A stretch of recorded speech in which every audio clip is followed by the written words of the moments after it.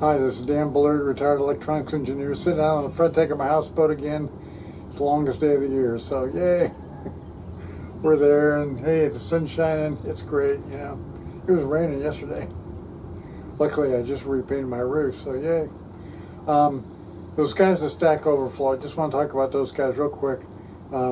Boy, they don't like me, but they don't know what to make of me, you know. So it's hard to make any progress with these people. I mean, nobody believes me, and I know some of you do. I appreciate that, you know, I really do. But we got to get the numbers up somehow, because, you know, I'd really like to have, like, you know, some recognition of my accomplishment, but I kind of feel like Mendel. It ain't gonna happen, you know. And, you know, I'll die and somebody will go, oh, look at what this guy discovered. I think I'll put my name on it. Look at Darwin, you know. He stole Wallace's idea and got rich and famous for that, you know. And Wallace, I don't know what happened to Wallace. He probably went nowhere. But anyway, I want to tell you a couple more things that I didn't put in Reluctant Road Warrior. One thing about Reluctant Road Warrior is all about my trip, my travel. So my trip to Hop Hog, my trip to Westinghouse where they crashed the hard, and my trip to Ottawa, all those are in there. But I worked in Silicon Valley a lot. I was in Silicon Valley, and I worked in Silicon Valley a lot. None of those stories are in there. And I have a couple stories I want to tell you, kind of fun. You know, if you're an electrical engineer and you're trying to figure out problems, that's mostly what they do. That's mostly what electrical engineers do. Somebody has a problem and you try to figure it out. That's what I did. And in one case, it was pretty cool. I was going to Northern Telecom down in Rancho Bernardo, down by San Diego a lot. I was doing classes down there, and I got dragged in there for a bunch of different crap. But I'd go down to Rancho Bernardo and teach a class, and when like lunchtime would come up, I'd dismiss the class for lunch, and some maintenance manager would come up and say, hey, we just got some new STS 3000s here. Would you like to install them? I'm like, okay, I can have lunch or I can install STS 3000s. Believe it or not, I said, yeah, I'd like to install the STS 3000 because I could, you know, I could grab something quick, and you know, so I installed their STS 3000s. It was really fun. But in one case, I really liked working there. It was kind of fun. It was San Diego, you know. In fact, one time I went down there, somebody's running a grinder. One time I went down there with my wife. I took my wife and my kids down there. And I took my trailer on the back of my Chevy Astrovan. And on the trailer I had my motorcycle. So the goal was I would commute to work on my motorcycle, which I normally did in San Jose anyway. And they would have the van to go run around in Balboa Park and all kind of stuff. It's fun, really fun. But one time I was down there, and they had a prize. I teaching a class on the STS 3000 mixed signal, and I got pretty good at it. And they had a problem. The STS 3000s that they had 16 pins of digital. So that's two 8-pin cards. So in the tester, there were two cards. There was a sequencer card, and there were two cards for digital. And then on the outside of the tester, in the test head, there was two cards in metal and steel cases connected together, and that formed the test head. And they normally connected that to telecom socket adapter. So telecom socket adapter was a special test head kind of thing. Everything comes together at the test head, and that's where you test the parts. So they had these two digital cards, and they had this one that was really driving them crazy. They would run these diagnostics and everything was okay until they found that they had a problem with 8 pins were failing the calibration. So 8 digital pins were failing the timing calibration. And they did timing calibration by using the digital to drive a signal out to a TMU kind of thing that would measure the timing. And those 8 pins would fail. So they would take that card out, put in a spare one, ship it off to San Jose or to Fremont, and where they did the repairs, and it would come back, no fault found. This happened multiple times. And they'd put it back in and it still failed. But it wouldn't fail as a single card. So just 8 pins, if they take that card off and they ran those 8 pins, it wouldn't fail. So it had to be that card, right? So they would ship it back and it'd come back, no fault found. They couldn't figure it out. So they asked me about it. I says, okay, let me look at it. So I looked at it and I figured it out. Believe it or not, it took months to do this, months. What was happening was, it wasn't that card that they were pulling out. It was another card. And apparently they had tried that card. So the card that they pulled out, the card that was supposedly failing, it was failing 8 pins all at once. It was failing the calibration on 8 pins. But the problem was actually on the other card. On the other card, it had a relay that was stuck closed. The calibration relay was stuck closed. And so when it was calibrating those pins, their relay was closed, it worked fine. But when it was calibrating the other 8 pins, that relay being stuck closed loaded down the calibration bus, and it caused those 8 pins to fail, making that card look bad. So they shipped that card off and they test it, no fault found, shipped it back. But it was the other card that had a relay that was stuck closed. So I said, okay, pull that card, we'll put your spare card in there, send that card back, and I will go back to San Jose, put a note in there that says, do not do anything with this until Dan Bullard gets back to look at it.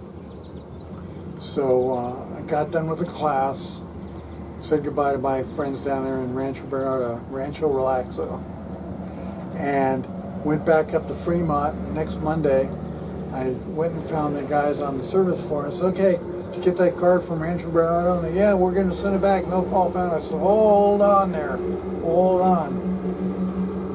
The problem is the test cell where they're testing those cards, they only had 8 pins.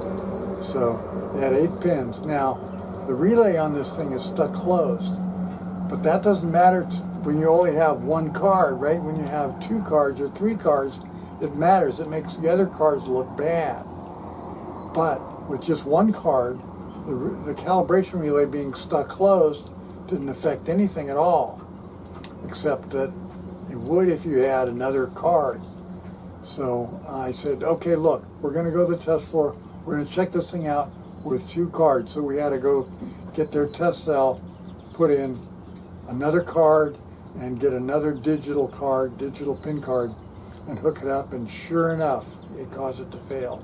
This is a bad relay, just one bad relay, just one bad relay. Months and months and months of work, and lots of this stuff of Rancho Romero sending a card up that they were certain was bad, and they sent it back, no fault found. The card that they were shipping up didn't have a fault anyway, and you couldn't make it fail. I mean, it wasn't failing, it wasn't a bad card. It was the other card that was making that card look bad. That was amazing. So that was one that I solved myself. It was beautiful. Another customer that was in the Bay Area, it was kind of fun, Siliconics, and I don't know what they made a lot of mixed signal and analog devices, and my compadre John Cedor was kind of their applications engineer. Cedor dragged me in there. I was just a trainer, you know. I didn't do any. I wasn't supposed to be doing any of this stuff, but I learned how to do all this stuff on my own. And so Cedor dragged me in there because they had 2 testers, kind of like the thing at Hauppauge. They had two testers, and one tester worked fine. One tester, it was failing the calibration, and it had failed calibration for this one calibration test for years. They couldn't figure it out, and they had swapped cards. John had been in there swapping cards out, couldn't figure out what it was. And, you know, they swapped them between the two, which you shouldn't do. You shouldn't do that. Even though it looks good, you know, this tester's good, this tester's bad. Take cards out. That one's swapping to that one. Don't do that. It's bad. Take known good cards and put them in there. So, but they did that for years, and it didn't seem to do anything. So they just avoided running certain products on that one tester. But they were getting to the point where they needed the test capacity on that tester. They needed that tester to be up. And so the manager there, Gary Dixon, he was like a VP of the whole thing. Great guy, really fun guy. Gary was, he was like, okay, look, you guys got to fix this. You got to fix this now. And I'm like, hey, I'm just a trainer, you know. John's your guy, you know. And the guys in Boston didn't want to have anything to do with it. And they gave me lots of advice, but I said, okay, I'll go with you, John. So I went down there and talked to Gary, and it was really fun. I worked with them for a couple of minutes. A couple of minutes. So they showed me, you know, this tester runs the calibration just fine, and this tester doesn't run the calibration. And they swapped cards back and forth, or swapped them around. Didn't make any difference. And I says, well, you have these, each tester has a calibration standard that you put on there. And each tester was designated. That tester uses that calibration standard. That tester uses that calibration standard. I said, did you try swapping the calibration standards? Oh, no, you can't do that. That calibration standard is for that tester, and that calibration standard is for that tester. I said, well, just as a test, let's try it, okay? Swapped them. Guess what? That tester now failed. That tester passed. It was a calibration standard. The calibration standard was the problem. They were like, oh my God, we spent years trying to figure this out. John had parts shipped in and out. You know, they spent a fortune on shipping and, you know, working on cards that didn't have a problem.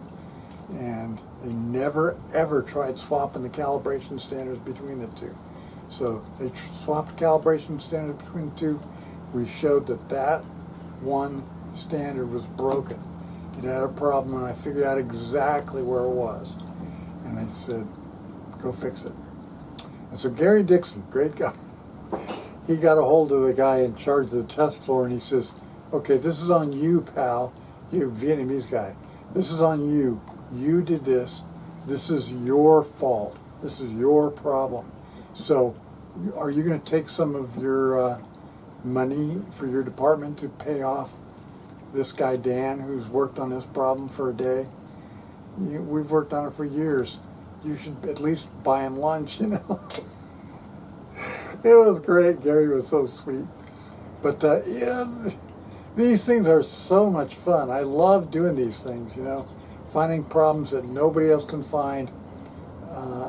Like I said, in my book, I didn't write about all the problems that I fixed around San Jose.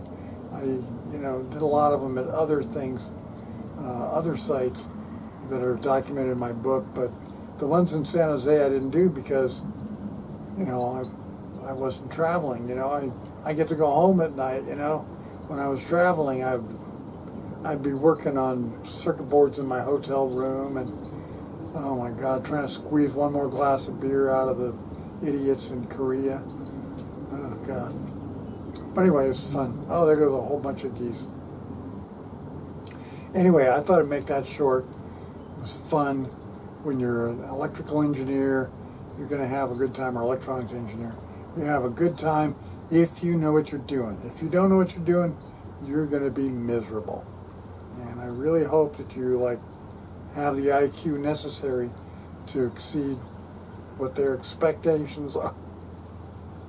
Because, I mean, their expectations are pretty high. I mean, Oh my God, the stuff that they set up and the stuff that they do, and I won't even go into the whole thing with Silkenware and the idiots who are getting wafers from TSMC. Turned out the wafers had a coating on it that kept it from being useful for testing making chips. So we got these wafers from them, and they didn't work, and they blamed it on me, and I'm like, it's not my fault, you know. They blamed it on me, and it turned out after I left the country, I sneaked out of the country. They finally, weeks and weeks later, they figured out it was their fault. No apologies. Yeah, that's the way it is. So don't expect apologies. I mean, the best I ever got was Gary Dixon telling that manager, you got to pay this guy at least his lunch, you know. Anyway, so once again from the river, this Dan Bullard. See ya.